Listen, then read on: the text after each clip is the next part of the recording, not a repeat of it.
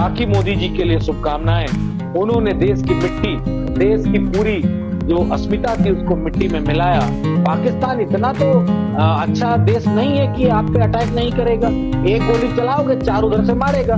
तो उनकी शहादत, उनकी वीरता सब कुछ सामने आ जाएगी। लेकिन चूंकि उन लोगों को भी गलती नहीं है, जो बीजेपी आरएसएस ने जो लोगों ने सिखाया है, जो डिलीवरी करने की आदत दी है, वही उन लोगों ने किया, ऐसा मैं मान के चलता हूँ। अभी मौजूदा स्थिति ये है कि मोदी जी बहुत घबराए हुए हैं। मोदी जी के पाँव के पीछे की जमीन जमती जा रही है। कि लगता है ऑपरेशन सिंदूर नहीं हुआ, एक अनार 100 बीमार हो गया।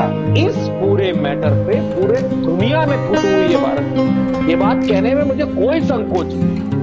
मेरे ऊपर मुकदमे लगा दो, मुझे जेल भेज दो, जो मर्जी कर दो। पूरी दुनिया में थूथू हुई है और ये बात पता चल गई है कि भारत की सामरिक शक्ति जो बहुत ताकतवर थी, एक छोटे से अटैक के बाद किस तरीके से पाकिस्तान के साथ तमाम सारे देश खड़े हुए और उसका मुकाबला उन्होंने किया है।